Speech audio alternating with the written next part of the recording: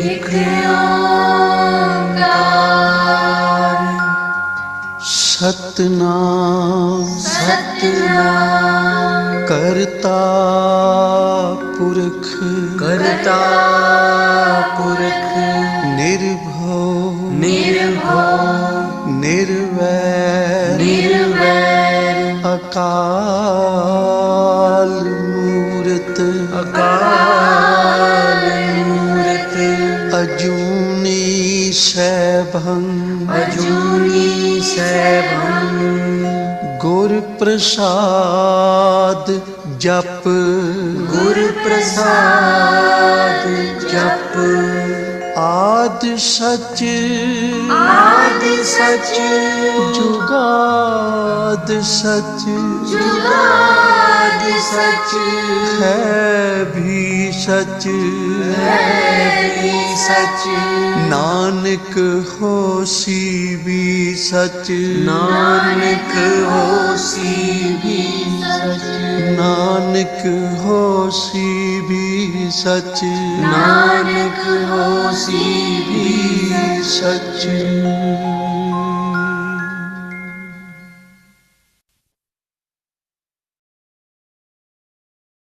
गुर का बचन बसै जी नाले गुर का बचन बसै जी नाले गुर का बचन बसै जी नाले गुर का बचन बसै जी नाले जल नहीं डूबे तस्कर नहीं लेवे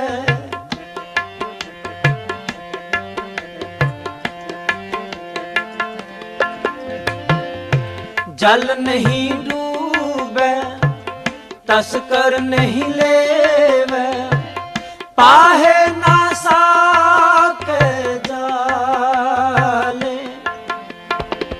पाहे ना साके जाले गुर का बचन बसै जी नाले गुर का बचन बसै जी नाले गुर का बचन बसै जी नाले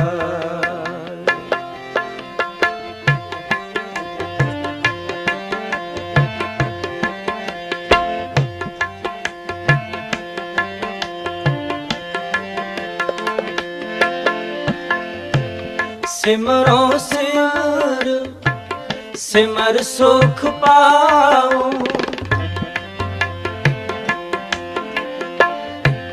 सिमरो सिमर सिमर सुख पाओ सास सास समाले सास सास समाले गुर का बचन बसै जी नाले ए लोक परलोक संग सहाई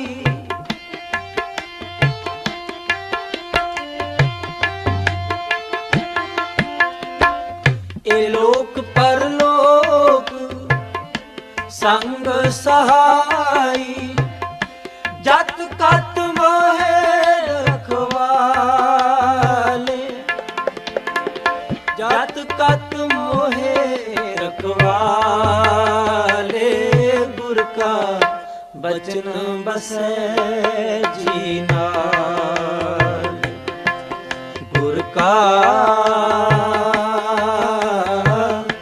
बचन बसै जी नाले गुर का बचन बसै जी नाले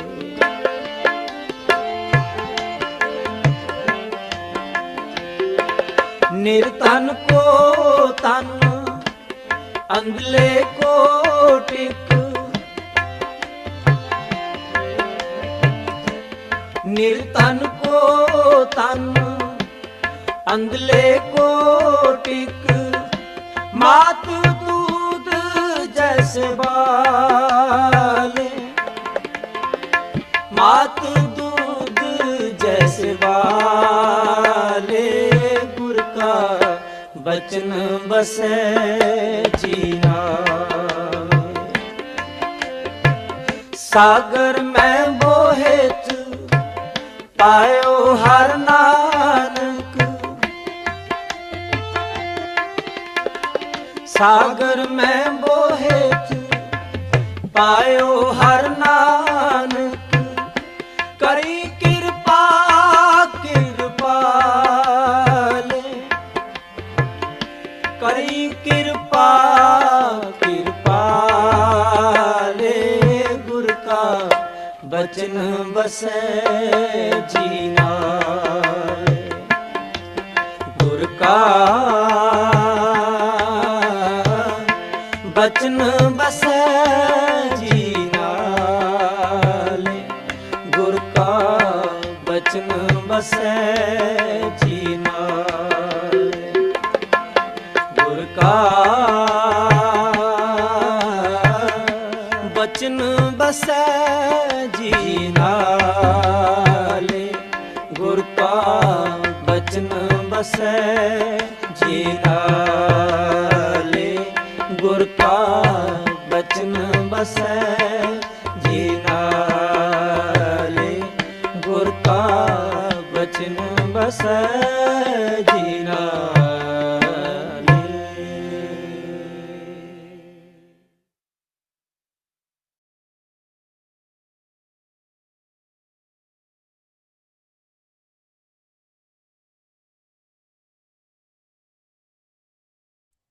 जय गुरु जी, शुक्राना गुरु जी, अनंतम अनंतम शुक्राना गुरु जी महाराज।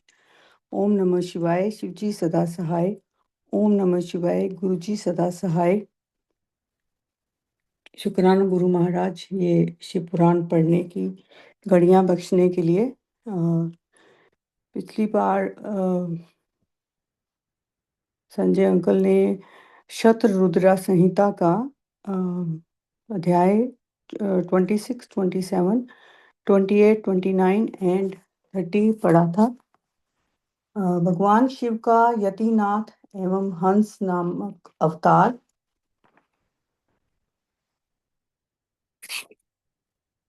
भगवान शिव के कृष्ण दर्शन नामक अवतार की कथा, भगवान शिव के अवधूतेश्वर अवतार की कथा और उनकी महिमा का वर्णन। आज की सेवा कंचन आंटी की है और आज आंटी अध्याय 31, 32, 33 एंड 38 पढ़ेंगे। शुक्राना महाराज, जो भी हमसे गलतियां हो हमें माफ़ करना। शुक्राना शुक्राना एक बार फिर। कंचन आंटी, आपका स्वागत है। आप अपने आप को अनम्यूट करके आज की रीडिंग स्टार्ट कर सकते हैं। जय गुरु जी, संगत जी। शुक्राना गुरु महाराज फॉर दिस सेवा। इस सेवा स्टार्ट करने से पहले मैं गुरु महाराज से और संगत से चाहूंगी कि वो मुझे फॉरगिव कर दें अगर मैंने कोई गलती, कुछ गलत पढ़ लिया या कुछ गलती हो गई तो मुझे माफ कर दीजिएगा। मैं I will start with Guruji's permission and Sangat's permission. Thank you, Guruji, for this seva. I hope I'm worthy of it. Thank you, Guruji. I will start. जय गुरु जी। भगवान शिव के भिक्षु व्या अवतार कथा, राजकुमार और द्विज कुमार पर कृपा। नंदीश्वर कहते हैं, मुनि श्रेष्ठ, अब तुम भगवान शंभु के नारी संदेह भंजक भिक्षु अवतार का वर्णन सुनो, जिसे उन्होंने अपने भक्त पर दया करके ग्रहण किया था। विदर्भ देश में सत्यर्थ नाम से प्रसिद्ध एक राजा थे, जो धर्म में तत्पर, सत्यशील और बड़े बड़े शिव भक्तों से प्रेम करने वाले थे। धर्म पूर्वक पृथ्वी का पालन करते हुए उनका बहुत सा समय सुखपूर्वक बीत गया। तदंतर किसी समय शाल्व देश के राजाओं ने उस राजा की राजधानी पर आक्रमण करके उसे चारों ओर से घेर लिया। बलोमत शाल्व देश की क्षत्रियों के साथ, जिनके पास बहुत बड़ी सेना थी, राजा सत्यर्थ का बड़ा भयंकर युद्ध हुआ। शत्रुओं के साथ दारुण युद्ध करके उनकी बड़ी भारी सेना नष्ट हो गई। फिर दैव्य योग से राजा भी शाल्वों के हाथ से मारे गए। उन नरेश के मारे जाने पर मरने से बचे हुए सैनिक मंत्रियों सहित भय से विहल हो भाग खड़े हुए। मुने, उस समय विदर्भ राज सत्यर्थ की महारानी शत्रुओं से घिरी होने पर भी कोई प्रयत्न करके रात के समय अपने नगर से बाहर निकल गईं। वे गर्भवती थीं, अतः शोक से संतप्त हो भगवान शंकर के चरण रविंदों का चिंतन करती हुई वह धीरे धीरे पूर्व दिशा की ओर बहुत दूर चली गई। सवेरा होने पर रानी ने भगवान शंकर की दया से एक निर्मल सरोवर देखा। उस समय तक वे बहुत दूर का रास्ता तय कर चुकी थी। सरोवर के तट पर आकर वह सुकुमारी रानी एक छायादार वृक्ष के नीचे बैठ गई। भाग्यवश उसी निर्जन स्थान में वृक्ष के नीचे ही रानी ने उत्तम गुणों से युक्त शुभ मुहूर्त में एक दिव्य बालक को जन्म दिया, जो सभी शुभ लक्षणों से संपन्न था। दैववश उस बालक की जननी महारानी को बड़े जोर की प्यास लगी। तब वे पानी पीने के लिए उस सरोवर में उतरी। इतने में ही एक बड़े भारी ग्राहन आकर रानी को अपना ग्रास बना लिया। वह बालक पैदा होते ही माता पिता से हीन हो गया और भूख प्यास से पीड़ित हो उस तालाब के किनारे जोर जोर से रोने लगा। इतने में ही उस पर कृपा करके भगवान महेश्वर वहां आ गए और उस शिशु की रक्षा करने लगे। उन्हीं की प्रेरणा से एक ब्राह्मणी अकस्मात वहां आ गई। वह विधवा थी, घर घर भीख मांगकर जीवन निर्वाह करती थी और अपने एक वर्ष के बालक को गोद में लिए हुए उस तालाब के तट पर पहुंची थी। उसने एक अनाथ शिशु को वहां क्रंदन करते देखा। निर्जन वन में उस बालक को देखकर ब्राह्मणी को बड़ा विस्मय हुआ और वह मन ही मन विचार करने लगी, अहो, ये मुझे इस समय बड़े आश्चर्य की बात दिखाई देती है कि यह नवजात शिशु, जिसकी नाल भी अभी तक नहीं कटी है, पृथ्वी पर पड़ा हुआ है। इसकी माँ भी नहीं है, पिता आदि दूसरे कोई सहायक भी यहाँ नहीं दिखाई देते। क्या कारण हो गया? ना जाने ये किसका पुत्र है। इसी जानने वाले यहाँ कोई भी नहीं है जिससे इसके जन्म के विषय में पूछूं। उसे देखकर मेरे हृदय में करुणा उत्पन्न हो गई है। मैं इस बालक का अपने ओर से पुत्र की भांति पालन पोषण करना चाहती हूँ, परंतु इसके कुल और जन्म आदि का ज्ञान ना होने के कारण इसे छूने का साहस नहीं होता। ब्राह्मणी जब इस प्रकार विचार कर रही थी, उस समय भक्त वत्सल भगवान शंकर ने बड़ी कृपा करी।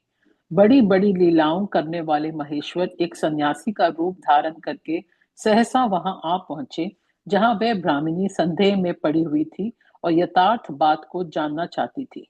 श्रेष्ठ भिक्षु का रूप धारण करके आए हुए करुणा निधान शिव ने उससे हंसकर कहा, ब्राह्मणी, अपने चित्त में संदेह और खुद को स्थान ना दो। ये बालक परम पवित्र है। तुम इसे अपना ही पुत्र समझो और प्रेम पूर्वक इसका पालन करो। ब्राह्मणी बोली, प्रभु, आप मेरे भाग्य से ही यहाँ पधारे हैं। इसमें संदेह नहीं कि मैं आपकी आज्ञा से इस बालक का अपने पुत्रों की भांति पालन पोषण करूंगी। तथापि मैं विशेष रूप से यह जानना चाहती हूँ कि वास्तव में यह कौन है, किसका पुत्र है और आप कौन है जो इस समय यहाँ पधारे हैं। भिक्षुवर, मेरे मन में बार बार यह बात आती है कि आप करुणा सिंधु शिव ही हैं और ये बालक पूर्व जन्म में आपका भक्त रहा है। किसी कर्म दोष से यह इस दुर्वस्था में पड़ गया है। इसे भोग कर यह पुनः आपकी कृपा से परम कल्याण का भागी होगा। मैं भी आपकी माया से ही मोहित हो मार्ग भूलकर यहाँ आई हूँ। अपने ही इसके पालन के लिए मुझे यहाँ भेजा है। आपने ही इसके पालन के लिए मुझे यहाँ भेजा है। भिक्षुवर शिव ने कहा, ब्राह्मणी सुनो, ये बालक शिव भक्त विदर्भराज सत्यर्थ का पुत्र है। सत्यर्थ को शाल्व देशीय क्षत्रियों ने युद्ध में मार डाला है। उनकी पत्नी अत्यंत व्यग्र हो रात में शीघ्रता पूर्वक अपने महल्ले से बाहर भाग आई। उन्होंने यहाँ आकर इस बालक को जन्म दिया। सवेरा होने पे वे प्यास से पीड़ित हो सरोवर में उतरी। उसी समय देववश एक ग्राह ने आकर उन्हें अपना आहार बना लिया। ब्राह्मणी ने पूछा, भिक्षुदेव, क्या कारण है इसके पिता राजा सत्यर्थ श्रेष्ठ भोगों के उपभोग के समय बीच में ही शाल्व देश के शत्रुओं द्वारा मार डाले गए? किस कारण से इस शिशु की माता को ग्रह ने खा लिया? और ये शिशु जो जन्म से ही अनाथ और बुद्धिहीन हो गया, इसका क्या कारण है? मेरा अपना पुत्र भी अत्यंत दरिद्र एवं भिक्षुक क्यों हुआ, तथा मेरे इन दोनों पुत्रों को भविष्य में कैसे सुख प्राप्त होगा? भिक्षु वर्य शिव ने कहा, इस राजकुमार के पिता विदर्भराज पूर्व जन्म में पांड्य देश के श्रेष्ठ राजा थे। वे सब धर्मों के ज्ञाता थे और संपूर्ण पृथ्वी का धर्म पूर्वक पालन करते थे। एक दिन प्रदोष काल में राजा भगवान शंकर का पूजन कर रहे थे और बड़ी भक्ति से त्रिलोकीनाथ महादेव जी की आराधना में संलग्न थे। उसी समय नगर में सब और बड़ा भारी कोलाहल मचा। उस उत्कर्ष शब्द को सुनकर राजा ने बीच में ही भगवान शंकर की पूजा छोड़ दी और नगर में शोभ फैलाने की आशंका से राजभवन से बाहर निकल गए। उसी समय राजा का महाबली मंत्री शत्रुओं को पकड़ के उनके समीप ले आया। वह शत्रु पांड्य राजा का ही सामंत था। उसे देखकर राजा ने क्रोध पूर्वक उसका मस्तक कटवा दिया। शिव पूजा छोड़कर नियम को समाप्त किए बिना ही राजा ने रात में भोजन भी कर लिया। इसी प्रकार राजा भी प्रदोष काल में शिव जी की पूजा किए बिना ही भोजन करके सो गए। वही राजा दूसरे जन्म में विदर्भ राज हुआ था। शिव जी की पूजा में विघ्न होने के कारण शत्रुओं ने उसको सुख भोग के बीच में ही मार डाला। पूर्व जन्म से जो उसका पुत्र था वही इस जन्म में भी हुआ है। शिव जी की पूजा का उल्लंघन करने के कारण यह दरिद्रता को प्राप्त हुआ है। इसकी माता ने पूर्व जन्म में छल से अपनी सौत को मार डाला था। उस महान पाप के कारण ही वह इस जन्म में ग्रह के द्वारा मारी गई। ब्राह्मणी, यह तुम्हारा पुत्र पूर्व जन्म में उत्तम ब्राह्मण था। इसने सारी आयु केवल दान लेने में बिताई है, यज्ञ आदि सत्कर्म नहीं किए हैं, इसलिए वह दरिद्रता को प्राप्त हुआ है। उस दोष का निवारण करने के लिए अब तुम भगवान शंकर की शरण में जाओ। ये दोनों बालक यज्ञोपवीत संस्कार के पश्चात भगवान शिव जी की आराधना करें। भगवान शिव इनका कल्याण करेंगे।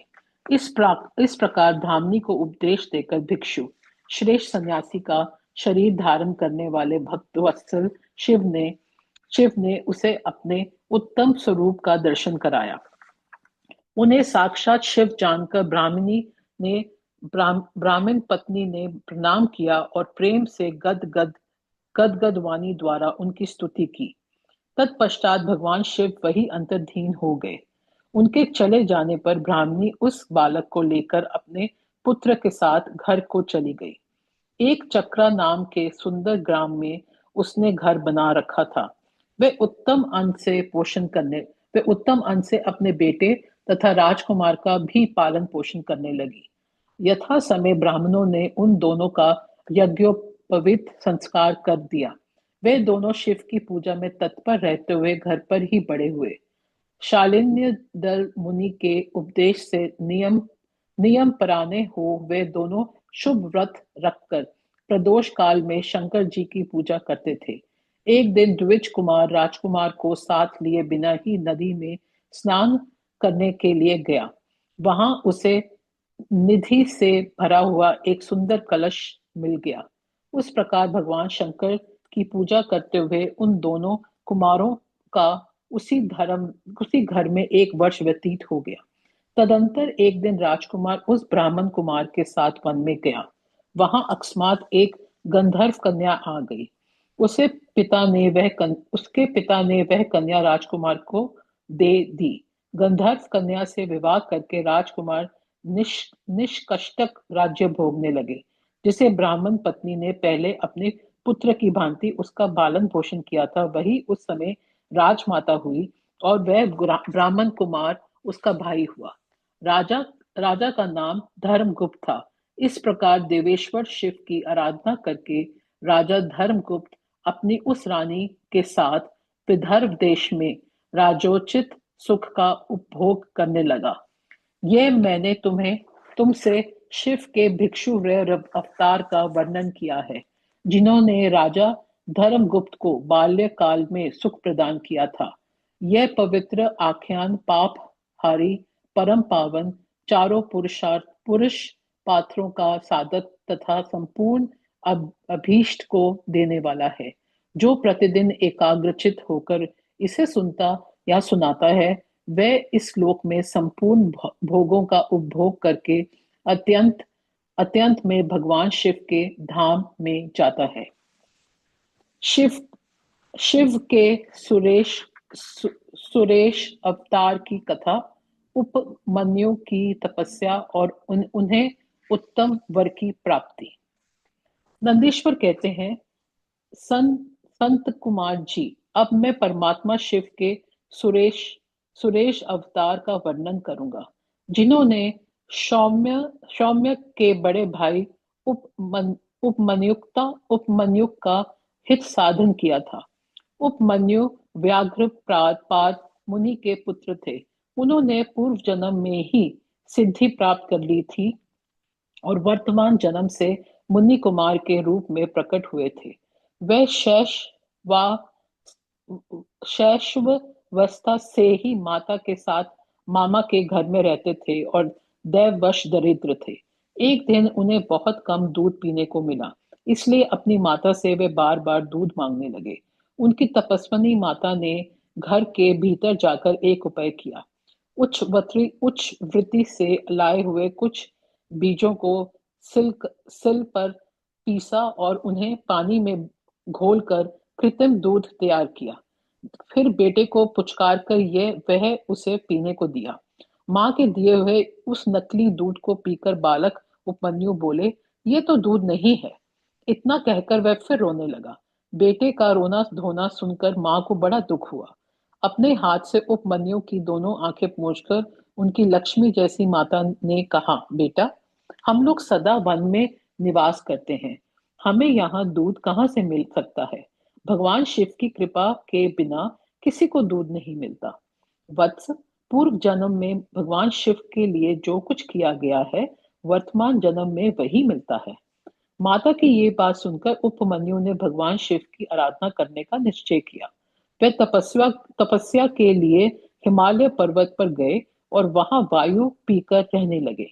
उन्होंने 8 ईंटों का एक मंदिर बनाया और उसके भीतर मिट्टी के शिवलिंग की स्थापना करके उसमें माता पार्वती सहित शिव का आवाहन किया।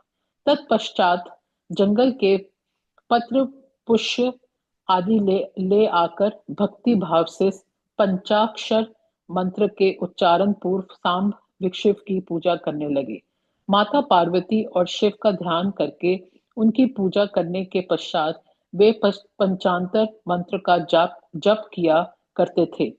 इस तरह दीर्घ काल तक उन्होंने बड़ी भारी तपस्या की। मुने, बालक उपमन्यु की तपस्या से चराचर प्राणियों सहित त्रिभुवन संतप्त हो उठा। तब देवताओं की प्रार्थना से उपमन्यु के भविष्य भाव की परीक्षा लेने के लिए भगवान शंकर उनके समीप पधारे। उस समय शिव ने देवराज इंद्र का, पार्वती ने शशि का, नंदीश्वर वृषभ ने ऐरावत हाथी का तथा शिव के गणों ने संपूर्ण देवताओं का रूप धारण कर लिया। निकट आने पर सुरेश्वर रूपधारी शिव ने बालक उपमन्यु को वर मांगने के लिए कहा। उपमन्यु ने पहले तो शिव भक्ति मांगी, फिर अपने को इंद्र बताकर जब उन्होंने शिव की निंदा की, तब उस बालक ने भगवान शिव के अतिरिक्त दूसरे किसी से कुछ भी लेना अस्वीकार कर दिया। वे इंद्र को मारकर स्वयं भी मर जाने को उद्यत हो गए। उन्होंने जो अघोर अघोरास्त्र चलाया, उन्हें नंदी ने पकड़ लिया और उन्होंने अपने को जलाने के लिए जो अग्नि की धारण की, उसे भगवान शिव ने शांत कर दिया। फिर वे सब के सब अपने यथार्थ स्वरूप में प्रकट हो गए। शिव ने उपमन्यु को अपना पुत्र माना और उनका मस्तक सूंघ कर कहा, वत्स, मैं तुम्हारे पिता और ये पार्वती देवी तुम्हारी माता है। तुम्हें आज से संतान कुमारत्व प्राप्त होगा। मैं तुम्हारे लिए दूध, दही और मधु के सहस्र समुद्र देता हूँ। भक्ष्य, भोज्य आदि पदार्थों की भी समुद्र तुम्हारे लिए सुलभ होंगे। मैं तुम्हें अमृतत्व तथा अपने गणों का आधिपत्य प्रदान करता हूँ। ऐसा कहकर शंभु ने उपमन्यु को बहुत से दिव्य वर दिए। पशुपत व्रत, पशु पशुपत ज्ञान तथा व्रत योग का उपदेश किया, प्रवचन की शक्ति दी और अपना परम पद अर्पित किया। फिर दोनों हाथों से उपमन्यु को हृदय से लगाकर उनका मस्तक सूंघा और देवी पार्वती को सौंपते हुए कहा, यह तुम्हारा बेटा है। पार्वती ने भी बड़े प्यार से उनके मस्तक पर अपना कर कमल रखा और उन्हें अक्षय कुमार पद प्रदान किया। शिव ने संतुष्ट होकर उनके लिए पिंडीभूत एवं अविनाशी साकार क्षीर सागर प्रस्तुत कर दिया। साथ ही योग संबंधी ऐश्वर्य, नित्य संतोष, अक्षय ब्रह्म विद्या तथा उत्तम समृद्धि प्रदान की। उनके कुल और गोत्र के अक्षय होने का वरदान दिया और यह भी कहा कि वह तुम्हारे इस आश्रम पर नित्य निवास करूंगा। इतना कहकर भगवान शिव अंतर्ध्यान हो गए। उपमन्यु वर पाकर प्रसन्नता पूर्वक घर आए। उन्होंने माता से सब बातें बताई। सुनकर माता को बड़ा हर्ष हुआ। उपमन्यु सबके पूजनीय और अधिक सुखी हो गए। तात, इस प्रकार मैंने तुमसे परमेश्वर शिव के सुरेश अवतार का वर्णन किया है। यह अवतार सत्पुरुषों को सदा ही सुख देने वाला है। सुरेश अवतार की यह कथा पाप को दूर करने वाली तथा संपूर्ण मनोवांछित फलों को देने वाली है। जो इसे भक्तिपूर्ण सुनता है या सुनाता है, वह संपूर्ण सुखों को भोग कर उस अंत में भगवान शिव को प्राप्त होता है। अध्याय 32 समाप्त। शिव के किरा अवतार के प्रसंग में श्री कृष्ण द्वारा दैत्य वन में दुर्वासका के शाप से पांडवों की रक्षा, व्यास जी का अर्जुन को शक्र विद्या और पार्थिव पूजन की विधि बताकर तप के लिए सम्मति देना, अर्जुन का इंद्रकील पर्वत पर तप, इंद्र का आगमन और अर्जुन को वरदान, अर्जुन का शिव जी के उद्देश्य से पुनः तप में प्रवृत्त होना। तदंतर पार्वती के विवाह प्रसंग में हुए जटिल नर्तक तथा द्विज अवतारों की, फिर अश्वत्थामा अवतार की बात कहकर नंदीश्वर आगे कहते हैं, बुद्धिमान संतन कुमार जी, अब तुम पिनाकधारी भगवान शिव के किरात नामक अवतार का वर्णन सुनो। उस अवतार में उन्होंने मूक नामक दैत्य का वध और प्रसन्न होकर अर्जुन को वर प्रदान किया था। जब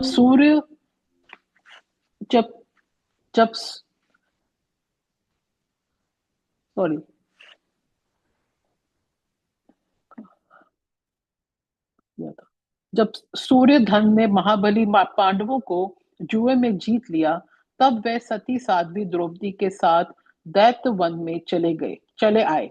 वहीं पे पांडव सूर्य द्वारा दी हुई बट लोई का आश्रय लेकर सुखपूर्वक अपना समय बिताने लगे।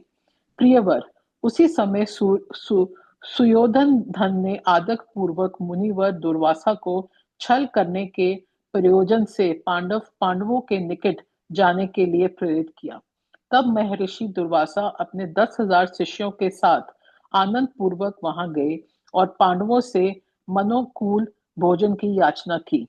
तब उन्हें उन सभी पांडवों ने उनकी प्रार्थना स्वीकार करके दुर्वासा आदि तपस्वी मुनियों को स्नान करने के लिए भेजा। मुनीश्वर, इधर अन्न भाव के कारण वे सभी पांडव बड़े संकट में पड़ गए और मन ही मन प्राण त्याग कर देने का विचार करने लगे। तब द्रौपदी ने श्री कृष्ण का स्मरण किया। वे तत्काल ही वहां आ पहुंचे और शाख के पत्ते का भोग लगाकर उन सभी तपस्वियों को तृप्त कर दिया। फिर तो महर्षि दुर्वासा अपने शिष्यों को तृप्त हुआ जानकर वहां से चलते बने। इस प्रकार श्री कृष्ण की कृपा से उस समय पांडव संकट से मुक्त हुए। तदंतर भगवान श्री कृष्ण ने पांडवों को शिव जी की आराधना करने की सम्मति दी। फिर व्यास जी ने आकर उन्हें शंकर के समाराधन का आदेश देते हुए कहा, शिव जी संपूर्ण दुखों का विनाश करने वाले हैं। वे भक्ति करने से थोड़े ही समय में प्रसन्न हो जाते हैं। इसलिए सभी लोगों को शंकर जी की सेवा करनी चाहिए। वे महेश्वर प्रसन्न होने पर भक्तों की सारी अभिलाषाएं पूर्ण कर देते हैं। यहाँ तक कि वे इस लोक में सारा भोग और परलोक में मोक्ष तक दे डालते हैं। यह बिल्कुल निश्चित बात है। इसलिए भुक्ति मुक्ति रूपी फल की कामना करने वाले मनुष्यों को सदा शंभु की सेवा करनी चाहिए, क्योंकि भगवान शंकर साक्षात परम पुरुष, दुष्टों के संहारक और सत्पुरुषों के आश्रय स्वरूप हैं। अब अर्जुन पहले दृढ़ता पूर्वक शक्र विद्या का जप करें, तब इंद्र पहले परीक्षा लेंगे, पीछे संतुष्ट हो जाएंगे। प्रसन्न होने पर वे सर्वदा विघ्नों का नाश करते रहेंगे और फिर शिव जी का श्रेष्ठ मंत्र प्रदान करेंगे। नंदीश्वर कहते हैं, मुने, इतना कहकर व्यास जी अर्जुन को बुलाकर उन्हें शक्र विद्या का उपदेश देते हुए उद्यत हुए। तब तीक्ष्ण बुद्धि अर्जुन ने स्नान करके पूर्व मुख बैठकर उस विद्या को ग्रहण कर लिया। फिर उदार बुद्धि मुनिवर व्यास जी ने अर्जुन को पार्थिव लिंग के पूजन का विधान बतलाकर उनसे कहा। व्यास जी बोले, पार्थ, अब तुम यहाँ से परम रमणीय इंद्रकील पर्वत पर जाओ और वहां जाह्नवी के तट पर बैठकर सम्युक्त रूप से तपस्या करो। यह विद्या अध्यक्ष रूप से सदा तुम्हारी हित करती रहेगी। अर्जुन को ऐसा आशीर्वाद देके व्यास जी पांडवों से कहने लगे, नर्प श्रेष्ठों, तुम सब लोग धर्म पर दृढ़ बने रहो। इससे तुम्हें सर्वथा श्रेष्ठ सिद्धि प्राप्त होगी। इसमें अन्यथा विचार करने की आवश्यकता नहीं है। नंदीश्वर कहते हैं, मुने, इस प्रकार मुनिवर व्यास उन पांडवों को आशीर्वाद दे तथा शिव जी के चरण कमलों का स्मरण करके तुरंत ही अंतर ध्यान हो गए। उधर शिव मंत्र के धारण करने से अर्जुन में भी अनुपम तेज व्याप्त हो गया। वह उस समय उद्दीत हो गया। अर्जुन को देखकर सभी पांडवों को निश्चय हो गया कि अवश्य ही हमारी विजय होगी, क्योंकि अर्जुन में विपुल तेज उत्पन्न हो गया है। तब उन्होंने अर्जुन से कहा, व्यास जी के कथन से ऐसा प्रतीत होता है कि कार्य को केवल तुम ही कर सकते हो। यह दूसरों के द्वारा कभी भी सिद्ध नहीं हो सकता। अतः जाओ और हम लोगों का जीवन सफल बनाओ। तब अर्जुन ने चारों भाइयों तथा द्रौपदी से अनुमति मांगी। उन लोगों को अर्जुन के विछोह का दुख तो हुआ, पर कार्य की महत्ता देखते सभी ने अनुमति दे दी। फिर तो अर्जुन मन ही मन प्रसन्न होते हुए उस उत्तम पर्वत इंद्रकील को चले गए। वहां पहुंचकर वे गंगा जी के समीप एक मनोरम स्थान पर, जो स्वर्ग से भी उत्तम और अशोक वन से सुशोभित था, ठहर गए। वहां उन्होंने स्नान करके गुरुवर को नमस्कार किया और जैसे उपदेश मिला था उसी के अनुसार स्वयं ही अपना वेश बनाया। फिर पहले मन ही मन इंद्रियों का आकर्षक करके ये वे आसन लगाकर बैठ गए। तत्पश्चात समसूत्र वाले सुंदर पार्थिव शिवलिंग का निर्माण करके उनके आगे अनुपम तेजो राशि शंकर का ध्यान करने लगे। वे तीनों समय स्नान करके अनेक प्रकार से बारंबार शिव जी की पूजा करते हुए उपासना में तत्पर हो गए। तब अर्जुन के शिरोभाग से तेज की ज्वाला निकलने लगी। उसे देखकर इंद्र के गुप्तचर भयभीत हो गए। वे सोचने लगे, ये यहाँ कब आ गया? पुनः उन्हें ऐसा विचार किया कि यह घटना इंद्र को बतला देनी चाहिए। ऐसा सोचकर वे तत्काल ही इंद्र के समीप गए। गुप्तचरों ने कहा, देवेश, वन में एक पुरुष तप कर रहा है, परंतु हमें पता नहीं कि वह देवता है, ऋषि है, सूर्य है अथवा अग्नि है। उसी के तल तेज से संतप्त होकर हम आपके सनिष्ठ आए हैं। हमने उसका चरित्र भी आपसे निवेदित कर दिया। अब आप जैसा उचित समझें वैसा करें। नंदीश्वर जी कहते हैं, मुने, उन गुप्तचारों के यों कहने पर इंद्र को अपने पुत्र अर्जुन का सारा मनोरथ ज्ञात हो गया। तब वे पर्वत पर्वत पर्वत दर्शकों को विदा करके स्वयं वहां जाने का विचार करने लगे। विप्रवर इंद्र अर्जुन की परीक्षा करने के लिए वृद्ध ब्रह्मचारी ब्राह्मण का वेश बनाकर वहां पहुंचे। उस समय उन्हें आया हुआ देखकर पांडुपुत्र अर्जुन ने उनकी पूजा की और फिर उनकी स्तुति करके आगे खड़े हो पूछने लगे, ब्राह्मण, बताइए, इस समय कहाँ से आपका शुभ आगमन हुआ है?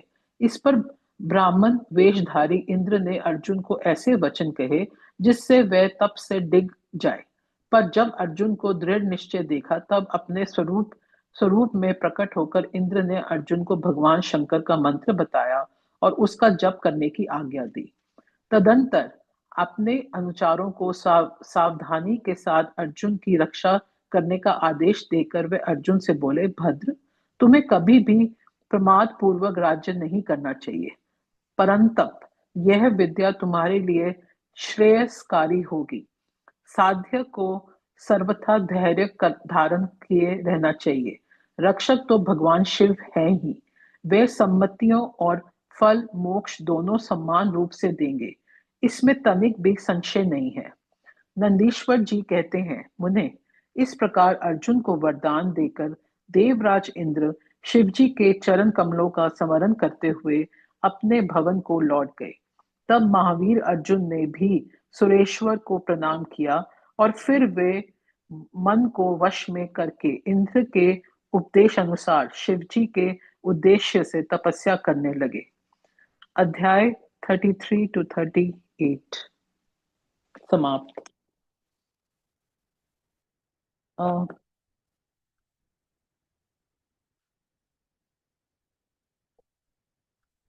जय गुरु जी संगत जी, this is the end of the अध्याय I was supposed to read. अगर कोई गलती होगी तो प्लीज माफ कर दीजिएगा गुरु जी, भूल चूक माफ।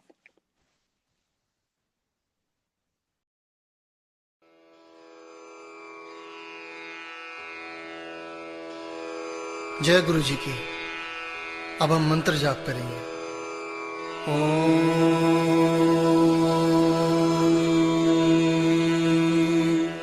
नमः शिवाय। शिवजी सदा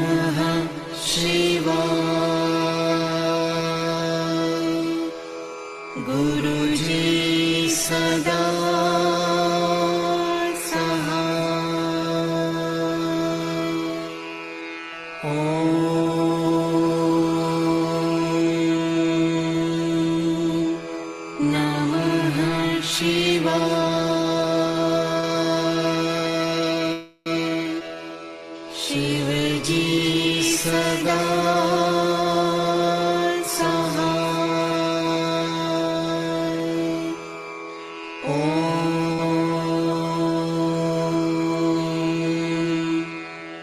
नमः शिवाय। गुरुजी सदा सहाय।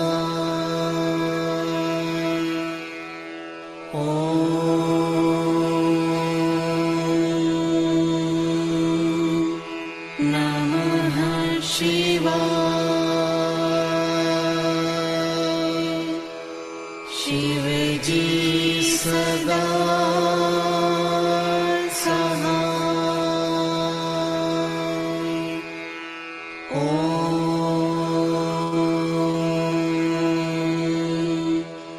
नमः शिवाय। गुरुजी सदा सहाय।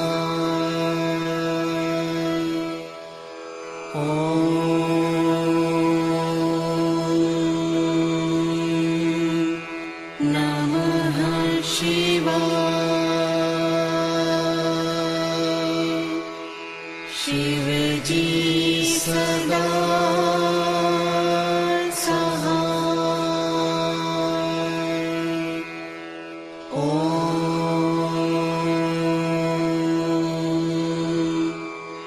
नमः शिवाय। गुरुजी सदा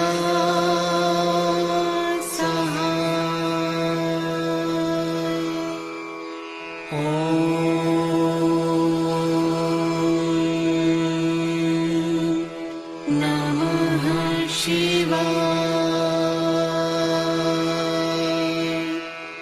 शिव जी सदा सहाय।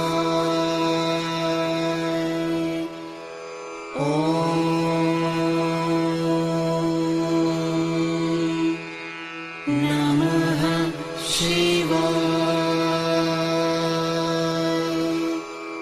गुरुजी सदा सहाय।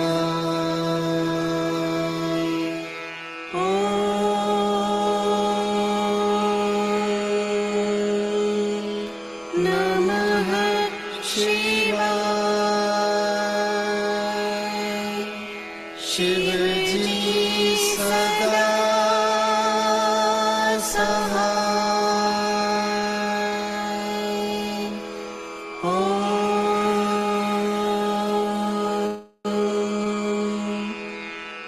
नमः शिवाय।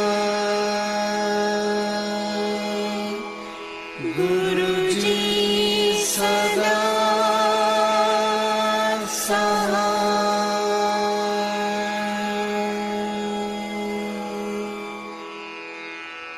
जय गुरु जी की।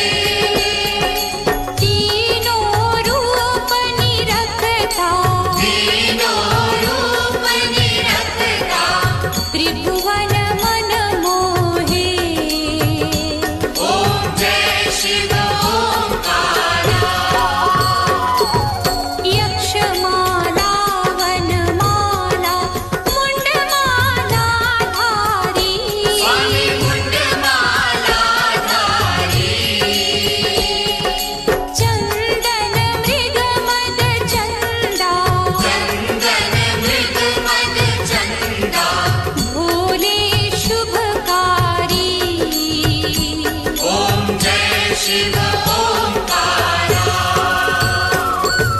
श्वेतांबर पीतांबर बाघांबर अंगे स्वामी बाघांबर अंगे ब्रह्मादिक सनकादिक भूतादिक संगे ओम जय शिव ओंकारा कर मध्ये चकमंडल चक्र त्रिशूल धरता स्वामी चक्र त्रिशूल धरता जग करता जग हरता जग करता जग हरता जग पालन करता ओम जय शिव ओंकारा ब्रह्मा विष्णु सदा शिव जानत अविवेका स्वामी जानत अविवेका प्रणवाक्षर के मध्य ये तीनों एका ओम जय शिव ओंकारा त्रिगुण स्वामी जी की आरती जो कोई जन गावे स्वामी जो कोई जन गावे कहते शिवानंद स्वामी मन वांछित फल पावे ओम जय शिव ओंकारा ओम जय शिव ओंकारा प्रभु हरि शिव ओंकारा ब्रह्मा विष्णु सदा शिव ब्रह्मा विष्णु सदा शिव अर्धांगी धारा ओम जय शिव ओंकारा ओम जय शिव ओंकारा प्रभु हरि शिव ओंकारा ब्रह्मा विष्णु सदा शिव ब्रह्मा विष्णु सदा शिव अर्धांगी धारा ओम जय शिव ओंकारा